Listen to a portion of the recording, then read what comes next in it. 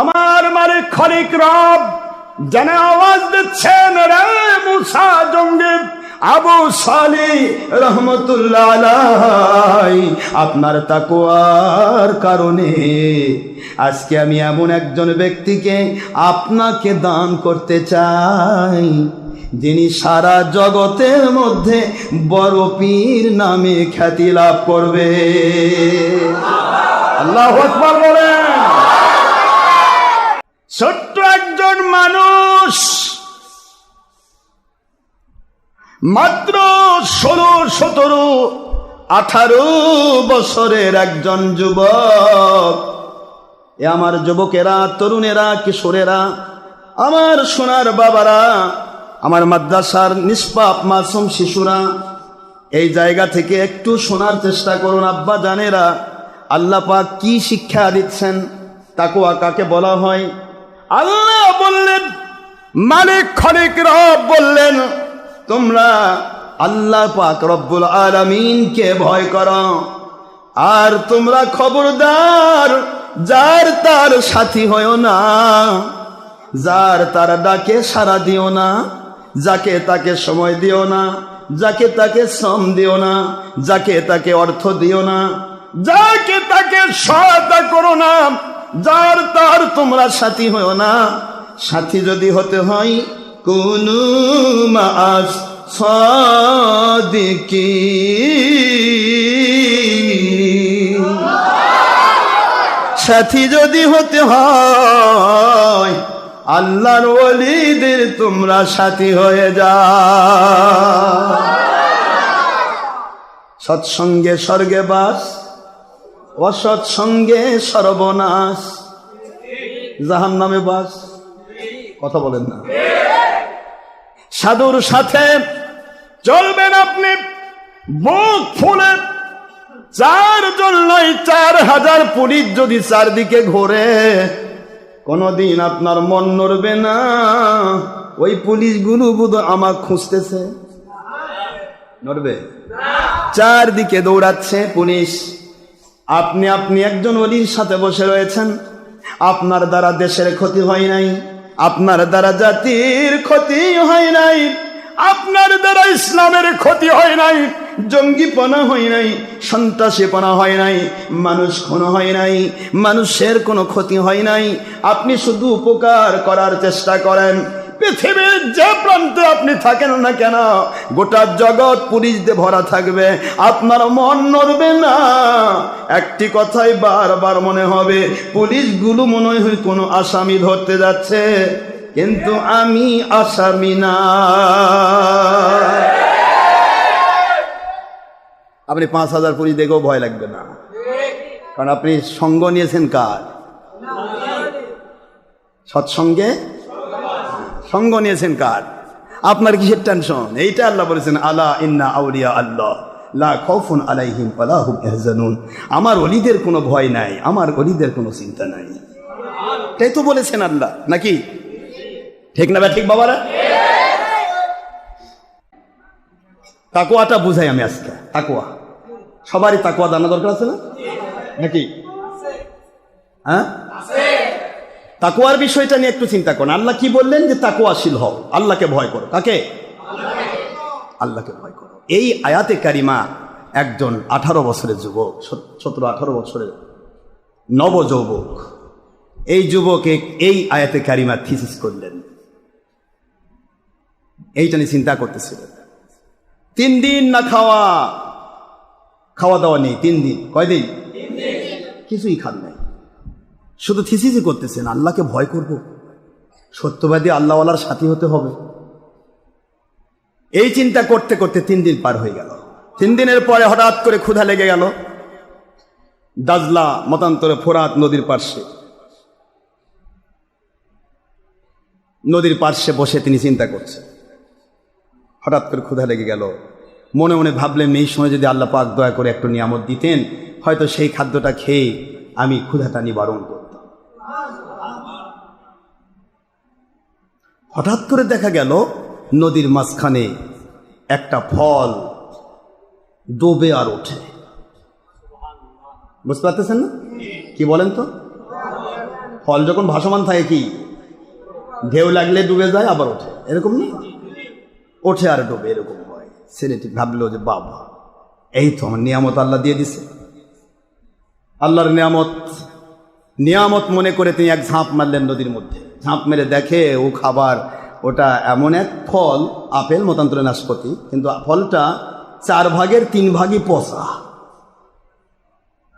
কথা বলেন, 4 ভাগের উপরের অংশটা শুধু, যে অংশটা ভালো আছে ওটা শুধু উপরে ভাষা দেখা যাচ্ছে। চিন্তা করতে লাগলেন এটাই হয়তো আল্লাহর নিয়ামত, এটা দিয়েই হয়তো আমার ক্ষুধা নিবারণ হবে। আউযুবিল্লাহ পড়লেন, বিসমিল্লাহ পড়লেন, পরে ক্ষুধার তাড়নায় এটা ধুয়ে পচা অংশটা ফেলে দিয়া আস্তে করে মুখের মধ্যে দিয়ে দিলেন।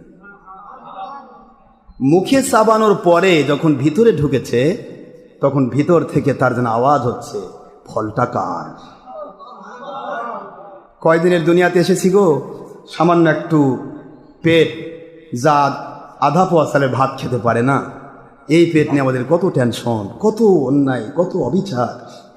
ছেলেটির ভিতরে আওয়াজ হচ্ছে, এই ফলটি যে অর্ধেক হোক আর 3 ভাগই পচা হোক, যে অংশটা খাওয়া হলো এই ফলের মালিক কে গো জানি না। ফল তো এমনি তৈরি হয় না, ফল তো অবশ্যই কিছু গাছের মধ্যে হয়েছে। এ গাছের মালিক কে? এই ফল আমি ভিতরে ঢুকালাম আর তো বের হবে না।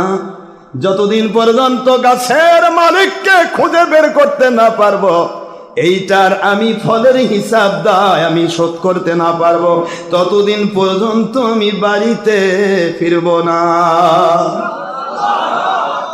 একটু চিন্তা করেন, তাকওয়া কাকে বলে? এটার নাম তাকওয়া। এটার নাম কি? তাকওয়া। খাবারের ভিতরে চিন্তা ভাবনা করতে হবে আমরা কি খাচ্ছি। আব্বা জান, আপনাকে আল্লাহ সাহায্য করবেন।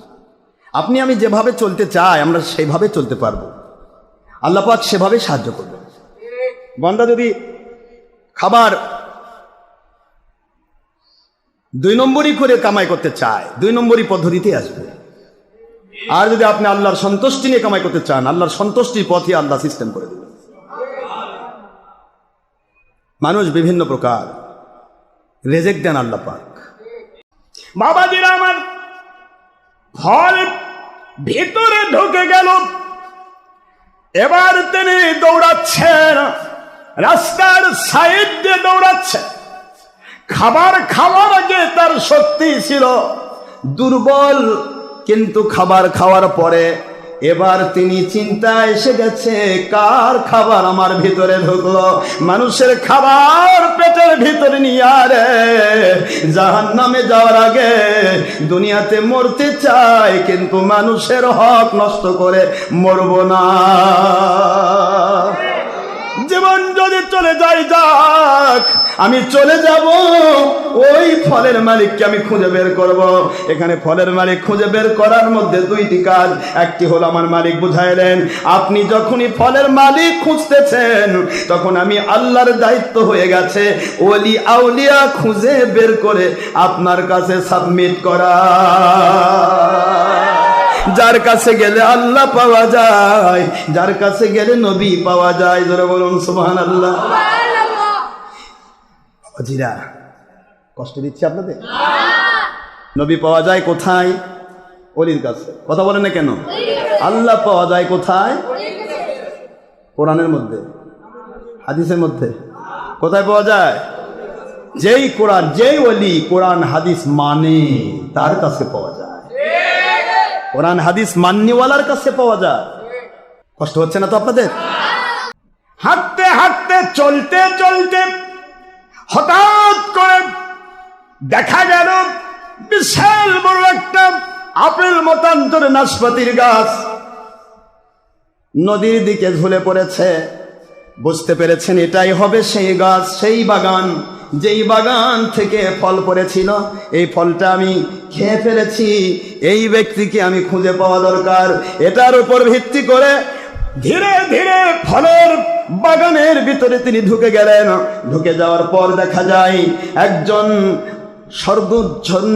স্বর্ণোজ্জ্বল চেহারার একজন মানুষ, নূরানি চেহারার মানুষ।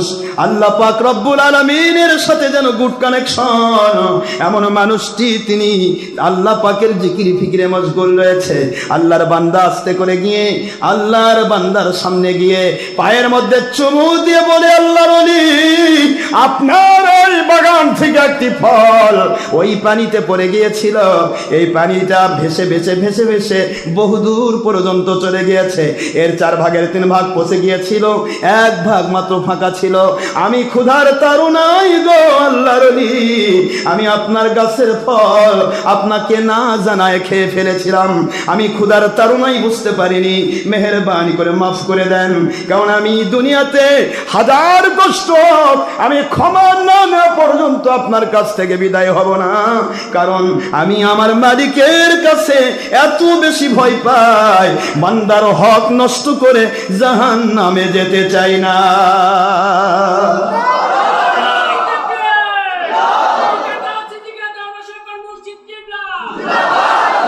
তাকওয়া কাকে বলা হয়?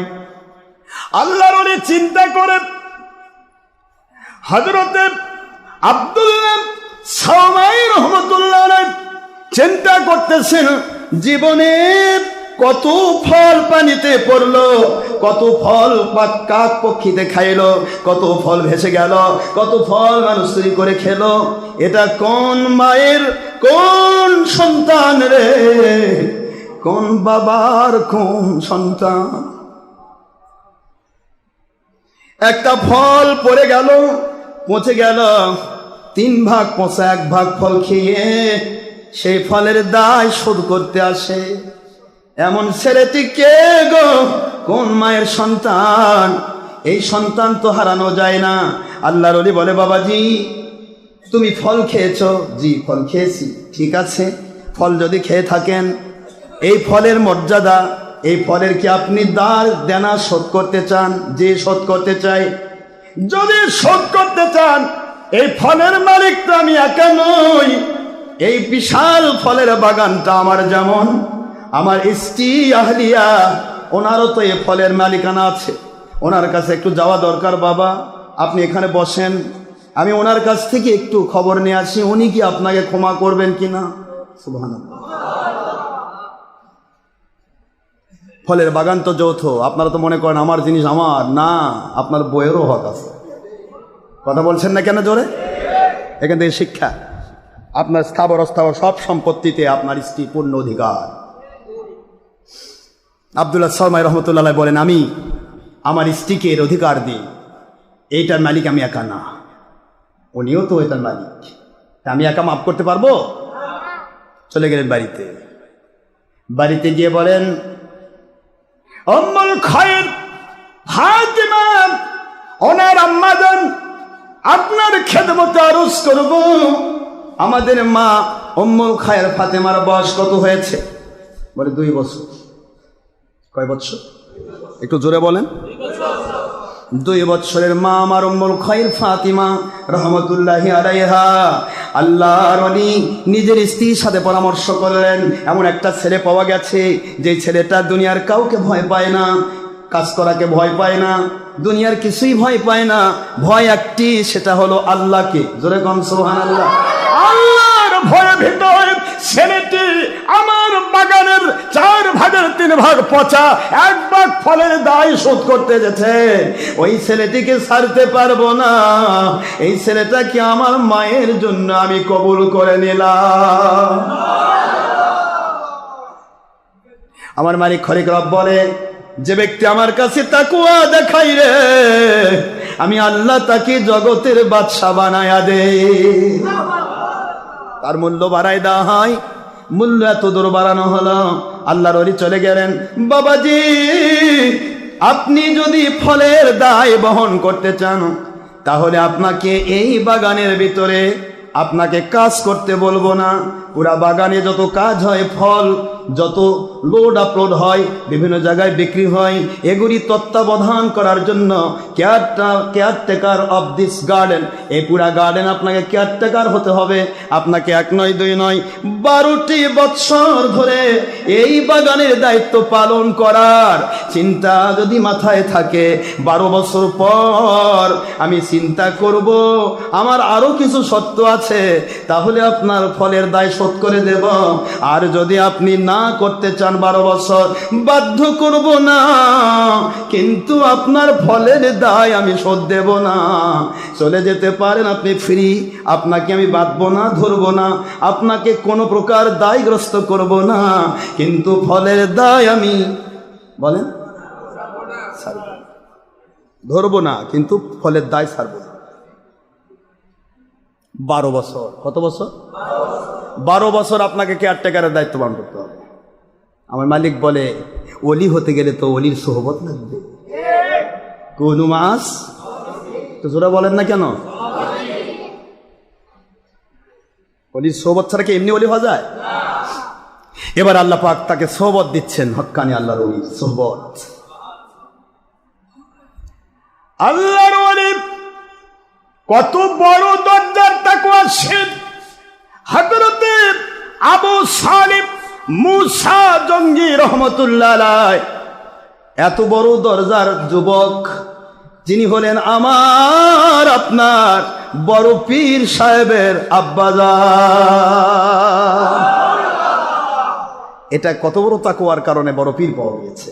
বড় পীর এমনি এমনি আসে না আব্বা, বড় পীর এমনি আসে না। বড় পীর নিতে গেলে এই সার্কিটটাও ওই মার্কায় বলে। কথা বোঝেননি? অনেকে আমাকে কয়, হুজুর সোল তো কথা শোনে না। আমি শুনবে কেমনে? আপনি তো আল্লাহর কথা শোনেন না। কথা বলেন নাকি? আপনি আল্লাহকে মেনে নেন, আমার নবীকে মেনে নেন। আমার মালিকের দায়িত্ব হবে আপনার সন্তানকে আপনাকে মানিয়ে দেওয়া। বিশ্বাস রাখেন, আপনি আমার মালিককে মেনে নেন, আপনার স্ত্রী পরিবারকে আপনাকে মানিয়ে দেওয়া দায়িত্ব আল্লাহর হবে। এটা আপনাকে করতে হবে না, জুলুম করতে হবে না। জুলুম করে কিছু হয় না। দুনিয়ার সব কিছু জুলুম করে পাওয়া যায়, টাকা দিয়ে পাওয়া যায়। ভালোবাসা টাকা দিয়ে পাওয়া যায় না। অন্তরটা একটা কঠিন জিনিস। এটা আল্লাহ প্রদত্ত এক নিয়ামত। এটা এমনি এমনি পাওয়া যায়। বাবারা, কষ্ট দিয়েছি অনেক। আবু সালেহ মুসা জঙ্গি রহমতুল্লাহ, এটা নিয়ে আমাদের কিছু বাতিল বা কিছু অবাতিল বা কিছু ধান্দাবাজ অনেকে না কেন কথা কয় যে ডক্টর আশরাফ সিদ্দিকী সন্ত্রাস জঙ্গিপনা বিরোধী পীর সাহেব, তাহলে আবু সালেহ মুসা জঙ্গি রহমতুল্লাহ তো জঙ্গি, তাহলে উনি কি ঠিক না? ধান্দাবাজ কাক কয়? আপনারা কি বুঝতে পারেননি? আমার চ্যানেলে লেখা আছে সন্ত্রাস হাইপেন জঙ্গিপনা।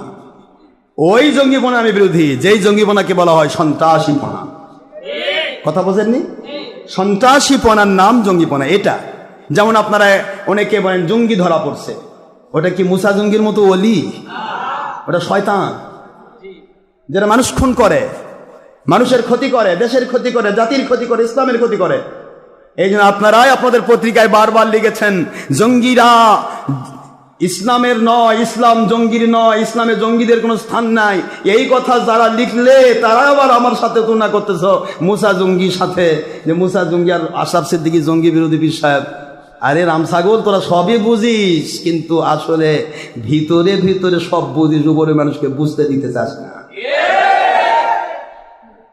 মুসা জঙ্গি রহমতুল্লাহ জঙ্গি তার উপাধি। তিনি কাউকে খুন করেছেন? কারো ক্ষতি করেছেন? সন্ত্রাসীপনা করেছেন? মানুষের ক্ষতি করেছেন? তার জঙ্গি। এই মুসা জঙ্গি শব্দের অর্থ হচ্ছে তিনি ছিলেন যোদ্ধা, মুজাহিদ। এটা ভাষায় ব্যবহার হবে। কিন্তু সন্ত্রাস হাইপেন জঙ্গিপনা, অর্থাৎ সন্ত্রাস যেটা, জঙ্গিপনা সেটা। কথা বোঝেননি? এই সন্ত্রাস জঙ্গিপনা বিরোধী পীর সাহেব মানে হলো দেশের ক্ষতিকারক, জাতির ক্ষতিকারক, ইসলামের ক্ষতিকারক, ধর্মের লেভেলে যারা মানুষের ক্ষতি করে, এই ক্ষতিকারক গোষ্ঠীকে জঙ্গিপনার সন্ত্রাসপনা আওতায় বলা হয়েছে। এটা মুসা জঙ্গির সাথে কোনো প্রকার কোনো দূরবর্তী কোনো সম্পর্কও নাই। এটা তোমরা সবই বোঝো দেয়ার ব্যাটারি, কিন্তু আসলে ঘটঘটে লড়ো, কিন্তু দলের স্বার্থ, তোমাদের আসলে ভিতরে কিছু নেই। স্বার্থ হলো দলের সাথে তোমরা উল্টাপাল্টা বলো। মুসা জঙ্গি রহমতুল্লাহর সাথে সন্ত্রাস জঙ্গিপনা এ কথার সাথে কোনো সম্পর্ক নেই। এটা ওরাও বোঝে, পাগলেও বোঝে। এই ম্যাদদের আমার শরীরে লাগালে পিটলে লাগবে। দেখবেন পাগল আছে, অনেক পাগল ম্যাথ নিয়ে অনেক কোবাবার যায়, অনেক পিঠে ওর শরীরে পিঠা পারে না, কথা বলে না কেন জোরে? এই জন্য মানুষ বলে পাগলও নিজের বুঝ বোঝে। কেন বোঝে? কারণ আরেকজনের পিটতে মজা পায়, কিন্তু নিজের শরীরে লাগায় না। এদের ব্যবস্থা তাই, এরা সব বোঝে। মুসা জঙ্গি রহমতুল্লাহ আলাই আর সন্ত্রাস জঙ্গিপনা বিরোধী পীর সাহেব, এই দুইটা এক। এটা আপনি বুঝতেছেন, সাধারণ মানুষ ও বোঝে না, ও ঠিকই বোঝে। এ হলো ওই তো বলে না যে আমি সব বুঝি কিন্তু নিজেরটা বুঝি। তাল গাছ আমার, যত বিচার করেন হুজুর সব ঠিক আছে কিন্তু তাল গাছটা আমার। এদের ব্যাপারটা তাই। যাক, বলতে চাই না। মুসা জঙ্গি রহমতুল্লাহ আলাই 12 বৎসর পর্যন্ত তিনি কাজ করলেন। কয় বছর বল না? শেষ করে দিচ্ছি। তাকওয়া কাকে বলে? এর তাকওয়ার বিনিময় কি পাওয়া যায়? 12 বছর হয়ে গেছে। আল্লাহর ওলির কাছে গিয়ে বলে, হুজুর 12 বছর তো হয়ে গেল, আপনি দয়া করে আমাকে বলেছিলেন 12 বছর কাজ করার পর আমার ফলের দায় শোধ করে দেবেন। হুজুর আমার শোধ হয়েছে কিনা? কয় আমার তো শর্ত ছিল আরো একটা, 12 বছর পর বলবো বলেছিলাম না? জি বলেছিলেন। 12 বছর পর বলবো এই কথা বলেছিলাম? জি বলেছিলেন। ঠিক আছে, এখন শর্ত হলো 12 বছর তো হয়ে গেল, আমার বাড়িতে এমন একটা সন্তান আছে, আমার মা এমন একটা মেয়ে, যে মেয়েটা হলো পরিপূর্ণ কদাকার কুৎসিত। কদাকার কুৎসিত আমার মেয়েটা, কদাকার কুৎসিত। এ হাঁটতে পারে না খোঁড়া, কিছু ধরতে পারে না লুলা, কথা বলে কদাকার কুৎসিত চেহারা, লুলা খোঁড়া এমন একজন মেয়ে, বিকলাঙ্গ। এইরকম একটা মেয়েকে যদি তুমি বিয়ে করতে চাও আল্লাহকে খুশি করার জন্য, যেটা আপনি খেয়েছেন, যেইটা ফল, এই ফলের দায় যদি শোধ করতে চান, তাহলে ওই মেয়েটিকে বিয়ে করার ইচ্ছা আপনাকে করতে হবে। যদি বিয়ে করতে রাজি হন আমি দায় পরিশোধ করব, না করতে চাইলে আমার আপত্তি নাই, কিন্তু ফলের দায় শোধ দেব না। বিয়ে না করলে আমার আপত্তি নাই, ধরবো না, বাঁধবো না, চলে যেতে পারো ফিরে, কিন্তু ফলের দায়, এর নাম তাকওয়া। এর নাম কি? আল্লাহর ওলি বলে, আল্লাহর ওলি জীবনে চিন্তা করে দেখলাম, দুনিয়াতে যদি একটু সামান্য সময় বেঁচে থাকি, এটা যদি একেবারে অসহায় জীবন চলে যায়, তারপরেও আপত্তি থাকবে না, এ জীবনের শেষ হবে। কিন্তু এই জীবনকে লক্ষ্য করে পরের ফলের দায় নিয়ে অনাদি অনন্তকাল জাহান্নামের আগুনে থাকব, এটা আমি সইতে পারবো না। ও আল্লাহর ওলি, বুঝতে পেরেছি এমন একটা মেয়েকে বিয়ে করতে হবে, যে মেয়েকে বিয়ে করলে তার সাহায্য আমাকে করতে হবে। ঠিক না বেঠিক? আল্লাহর কুদরতের সামনে নিজেকে তুলে ধরে বলে, আল্লাহ জীবনে মানুষ বিয়ে করে নিজের কিছু সুবিধা আদায় করার জন্য। স্ত্রী একটু তাকে সহায়তা করবে, একটু রান্না করে খাওয়াবে, একটু তাকে ভালোবাসা দেবে, মহব্বত দেবে, এইগুলি তো পাওয়ার জন্যই বিয়ে করা হয়। আমি আজকে আমার ফলের দায় পরিশোধ করার জন্য এমন একটি মেয়েকে বিয়ে করতে যাচ্ছি, যে মেয়েটি হাঁটতে পারবে না, তাকে খেদমত করতে হবে। যে মেয়েটি ধরতে পারে না, হাত নাই, তার প্রত্যেকটা কাজে সাহায্য করতে হবে। যে মেয়েটি কদাকার করছি, দেখার মতো কিছু নেই, যে মেয়েটি এত অসহায় দুর্বল, এই দুর্বল অসহায় মেয়েটাও তো আপনারই সৃষ্টি। আপনার সৃষ্টিকে ভালোবাসা দিয়ে আমার ফলের দায় পরিশোধের আশায় এই বিকলাঙ্গ, এই অসহায় মেয়েটিকে বিয়ে করার জন্য রাজি হয়ে গেলাম।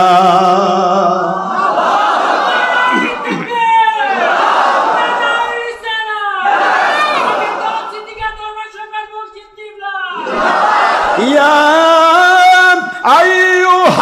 আইয়ুহাল্লাযীনা আমানু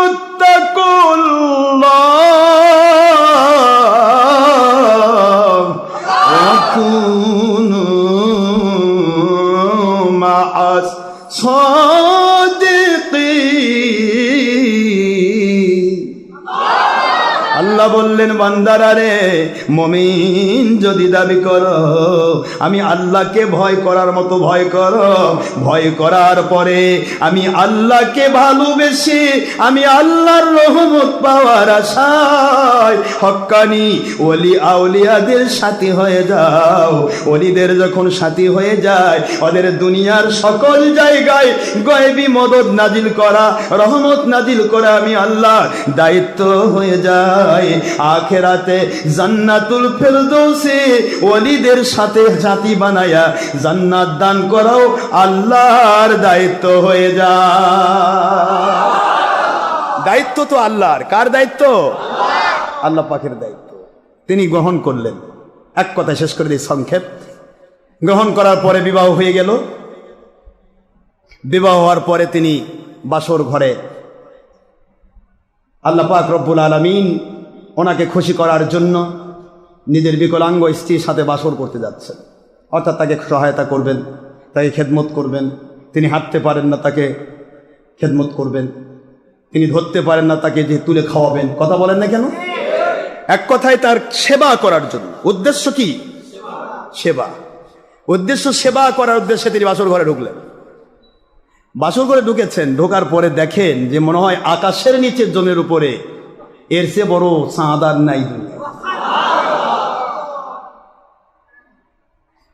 চাঁদের মতো সৌন্দর্যমণ্ডিত হযরতে উম্মুল খায়র ফাতিমা রহমতুল্লাহি আলাইহা, আল্লাহর ওলি, তিনিও নামাদারজাত উনি সৈয়দ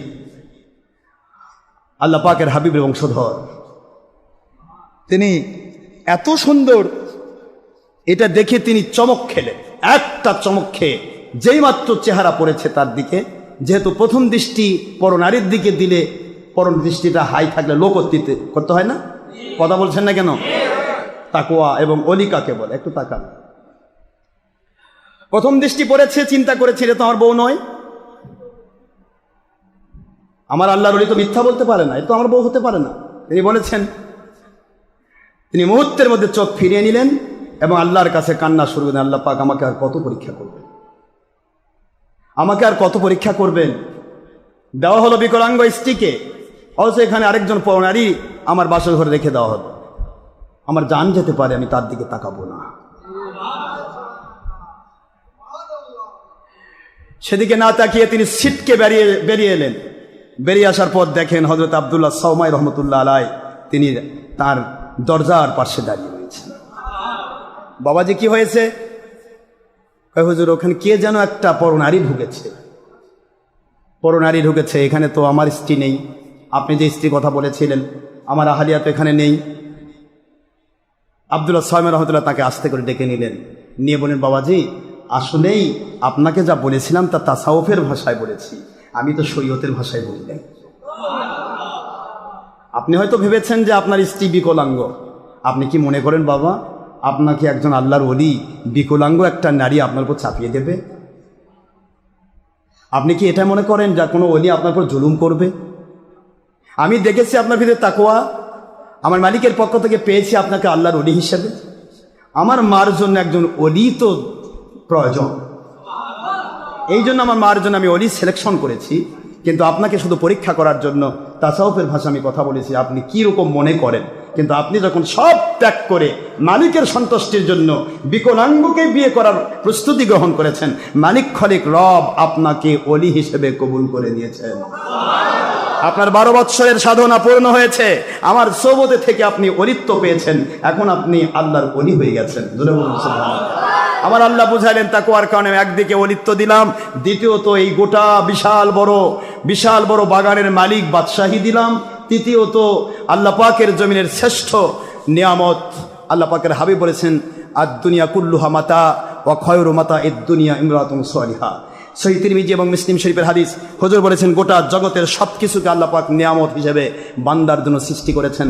তার মধ্যে মুসলমান মুমিনের জন্য সবচাইতে উত্তম নিয়ামত, আল্লাহ প্রদত্ত নিয়ামত, জান্নাতি নিয়ামত হচ্ছে তার নেককার স্ত্রী। আমি আপনাদের খেদমতে আরজ করি, মহিলাদের সাথে দুর্ব্যবহার করবেন না। আমার সোনামণি আম্মাজান মা বোন মেয়েরা, তারা কিন্তু জগতে আল্লাহর নিয়ামত সমূহের মধ্যে অন্যতম নিয়ামত। নিয়ামত এমন জিনিস যেটাকে সদ্ব্যবহার করলে এটাই তার নাজাতের ওসিলা হয়ে যায়, জান্নাতের ওসিলা হয়ে যায়। নিয়ামত এমন জিনিস যা নাশুকরি করলে এটাই তার জাহান্নামের ওসিলা হয়ে যায়। আমি আপনাদেরকে আর বলতে চাই না। হযরতে আবু সালেহ মুসা জঙ্গি রহমতুল্লাহি আলাইহি, তাকে বলা হলো যে আপনার স্ত্রীকে যে আমি বলেছি, আপনাকে যে বলেছি যে আমার মেয়ে কুৎসিত কদাকার, আসলে ওলিয়া আউলিয়া কুৎসিত হয় না, মুখস্থ রাখবেন ভালো করে। পৃথিবীতে কোনো নবী রাসূল কুৎসিত হয় না, আর যাদেরকে আল্লাহ পাক হক্কানি ওলি হিসেবে কবুল করেন তারা কখনো কুৎসিত হয় না। এটা আল্লাহ প্রদত্ত নিয়ামত, জোরে বলেন না সুবহানাল্লাহ। এটা মালিকের পক্ষ থেকে নিয়ামত যে তাদেরকে আল্লাহ পাক আলাদা সৌন্দর্য তৈরি করেন, ভিতরে বাহিরে আলাদা সৌন্দর্য তৈরি করেন নবী রাসূল আলাইহিস সালাম এবং ওলিয়া আউলিয়াদেরকে। আরেকটা জিনিস মনে রাখবেন, হক্কানি কোন নবী রাসূল আলাইহিস সালাম তো তার নিষ্পাপ মাসুম, তাদের কথাই আলাদা। নবী রাসূল আলাইহিস সালামের জীবনে কোনোদিন তাদের পেশাব পায়খানা বা তাদের শরীরে বা তাদের ঘামে বা তাদের মুখের ভিতরে কোনো দুর্গন্ধ পাওয়া যায়নি। পৃথিবীতে এমন কোন নবী নাজিল হয় নাই যেই নবী বিছানায় পেশাব করেছেন। সুবহানাল্লাহ বলবেন না জোরে? শিশুকালে বিছানায় পড়েন আমাদের শিশুরা, কোন নবী পেশাব করেননি। সুবহানাল্লাহ বলেন না জোরে? নবী রাসূলকে আল্লাহ আলাদা একটা মেকদার দিয়ে, আলাদা একটা মর্যাদা দিয়ে, একটা আলাদা পার্সোনালিটি তৈরি করেন। আর নবী রাসূল আলাইহিস সালাম এদের সত্যিকারের ওরাসাতুল আম্বিয়া, হক্কানি উলিল আমর ওলিয়া আউলিয়া, এদের শরীরের মধ্যে সুগন্ধি না থাকলেও দুর্গন্ধ থাকবে না। একটু সুবহানাল্লাহ বলবেন না জোরে? কোন হক্কানি ওলিদের ঘামে দুর্গন্ধ থাকে না, কোন হক্কানি ওলিয়া আউলিয়ার শরীর থেকে কোনোদিন দুর্গন্ধ পাবেন না। কেন? তারা ওরাসাতুল আম্বিয়া, নবীদের ওয়ারিস। এই জন্য ওরাসাতুল আম্বিয়াদেরকে আল্লাহ পাক আলাদা সৌন্দর্য দিয়ে তৈরি করেন, তাদের সৌন্দর্য দিয়ে তৈরি করেন। পৃথিবীতে কোনো হক্কানি ওলিয়া আউলিয়া আল্লাহ পাক কোনো সময়, যারা হক্কানি ওলিয়া আউলিয়া হিসেবে পৃথিবীতে খ্যাত হয়েছেন, যত ওলিয়া আউলিয়া পৃথিবীতে এসেছেন, শাহজালাল, শাহপরান, শাহ মাকদুম, মা সরবলকে, খানজাহান আলী, এদিকে আপনার চাত্তরিকা পীর, আমার দাদা হলকে মজুজ্জামান থেকে শুরু তার সমস্ত নাতি পুতিরা, তারপরে সর্বস্তরের যত ওলিয়া আউলিয়া পৃথিবীতে এসেছিলেন, এবং চাত্তরিকা পীর যারা ছিলেন, হযরত আব্দুল কাদের জিলানী রহমতুল্লাহ আলাইহি, বাহাউদ্দিন নকশবন্দি রহমতুল্লাহ আলাইহি, হযরত মুঈনুদ্দিন চিশতি আজমিরি সানজি রহমতুল্লাহ আলাইহি, হযরতে আব্দুল কি বলে আমার মুজাদ্দিদ আল ফিসানি রহমতুল্লাহ আলাইহি, এমনি যত ওলিয়া আউলিয়া পৃথিবীতে এসেছেন সমস্ত ওলি ছিলেন সুন্দরের সুন্দর। জোরে বলুন। কোনো অলিরা অসুন্দর হিসেবে আসে না, অলিরা সবসময় সুন্দর, সে মহিলা হোক পুরুষ হোক, আল্লাহ পাক তাদের সুন্দর করে তৈরি করেন। এর মধ্য থেকে হযরতে আব্দুল্লাহ সালাম রহমতুল্লাহ বলে, আমার মেয়ে জীবনে কোনোদিন, যখন আপনার সাথে বিবাহের চিন্তা করেছি তখন তার বয়স 2 বছর, আজকে আপনার সাথে বিয়ে দিলাম তার বয়স 14 বছর। কত বছর? 12 বছর আপনাকে স্থান নিয়েছি, 14 বছরে বিয়ে দিলাম। 2 বছর ছিল আগে, 12 বছর হয়ে গেছে। এই 14 বছর পর্যন্ত আজ অবধি আমার মেয়ে কোনোদিন আমার মেয়েকে কোনো পরপুরুষ দেখে নাই, যার কারণেই তাকে আমি বলেছি কুৎসিত কদাকার। দেখেই নাই, দেখতেই পায় না কেউ। দ্বিতীয় নম্বর, আমার মেয়ে কোনোদিন কাউকে দেখে না, এই জন্য তাকে আমি কানা বলেছি, কোনো পরপুরুষ তার চোখে পড়ে নাই। সুবহানাল্লাহ বলবেন না জোরে? তৃতীয় নম্বর, আমি বিকলাঙ্গ বলেছি, কারণ তার হাত নেই। কেন? কোনোদিন পরপুরুষ পর্যন্ত তার হাত যায় নাই, কোনোদিন পরপুরুষ পর্যন্ত সে পা দিয়ে হেঁটে যায় নাই। আসলে আমার মা আল্লাহ পাকের জগতে আল্লাহর নিয়ামত হিসেবে সুন্দর। জোরে বলুন সুবহানাল্লাহ। হে মুসা জঙ্গি রহমতুল্লাহ, মুসা জঙ্গি রহমতুল্লাহ, আপনি আল্লাহ পাকের সন্তুষ্টির জন্য আপনি আপনার বাসর ঘরে অবস্থান করুন, আমার মালিক আপনাকে সাহায্য করবেন। আমি দোয়া করি মালিক সাহায্য করবেন। আমার মালিক খালিক রব যেন আওয়াজ দিচ্ছেন, রে মুসা জঙ্গি আবু সালেহ রহমতুল্লাহ আলাইহি, আপনার তাকওয়ার কারণে আজকে আমি এমন একজন ব্যক্তিকে আপনাকে দান করতে চাই, যিনি সারা জগতের মধ্যে বড় পীর নামে খ্যাতি লাভ করবে। আল্লাহু আকবার বলেন। তাহলে আমরা মোটামুটি বুঝলাম তাকওয়া কাকে বলে। আল্লাহ পাক বলে, হে মুমিনরা, আল্লাহকে ভয় করো এবং সত্যবাদী আল্লাহর ওলিদের সাথে হয়ে যাও। তাহলে আমরা তাকওয়া অবলম্বন করি, তাহলে এমন ওলির পর্যন্ত আল্লাহ পৌঁছায় দেবেন যেখানে গেলে দুনিয়াও পাওয়া যায়, আখিরাতও রহমত পাওয়া যায়, বরকত পাওয়া যায়, শান্তি পাওয়া যায়, সুন্দরী মহিলা আল্লাহর সন্তুষ্টির নিয়ামতপূর্ণ হিসেবে পাওয়া যায়, পাশাপাশি দুনিয়ার বাদশাহী পাওয়া যায়, আখেরাতে আমার মালিকের পক্ষ থেকে জান্নাতের নিয়ামত পাওয়া যায়। তাকওয়া এবং সৎসঙ্গে স্বর্গে বাস, অসৎসঙ্গে সর্বনাশ। তাহলে আমরা মোটামুটি সূরাত আত-তাওবার 119 নম্বর আয়াত শরীফ, 9 নম্বর সূরা 11 নম্বর পারার ভিত্তিতে বুঝলাম আমরা তাকওয়াশীল হব, ইচ্ছা করে কারো কোনো ক্ষতি করব না, আমরা মালিকের সন্তুষ্টির জন্য সামনের দিকে এগিয়ে যাব। দুনিয়াতে যত নিয়ামতের দরকার আছে মালিক আমাদের দেবেন, আমার মালিক মুখী হব, ঠিক না ভাই? ঠিক বল।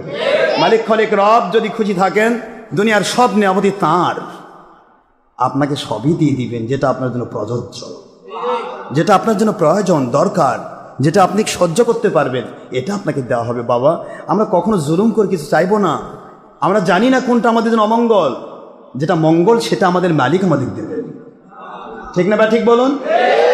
ভর্তি হতে হবে, যাই হোক আল্লাহ আমাদের বোঝার তৌফিক দিন। আমরা হঠাৎ করে ইউনিভার্সিটির ছাত্র যেমন হতে পারবো না, হঠাৎ করে আল্লাহ পাওয়া যাবে না, উলিল আমরদের নবী পেতে হবে, নবীর দেবদের আল্লাহ পেতে হবে। ফিনিশ কথা আমার নয়, আল্লাহ। আতিউল্লাহ ও আতিউর রাসূল ও উলিল আমরি মিনকুম, তিনটায় আল্লাহর আদেশ। সূরা নিসা 59 নম্বর আয়াত, 4 নম্বর সূরা, 5 নম্বর পারা। হে আমার মুমিনেরা, ইয়া আইয়ুহাল্লাযিনা আমানু, হে মুমিনেরা, আতিউল্লাহ আল্লাহকে মানো, ও আতিউর রাসূল নবীকে মানো। আল্লাহ এবং নবীকে মানার মতো মানে যারা নিয়ামতপ্রাপ্ত বান্দা তারা, তাদেরকে মেনে নাও, আল্লাহ এবং নবী মানা হয়ে যাবে, ওদের নাম উলিল আমর। জোরে বলুন সুবহানাল্লাহ।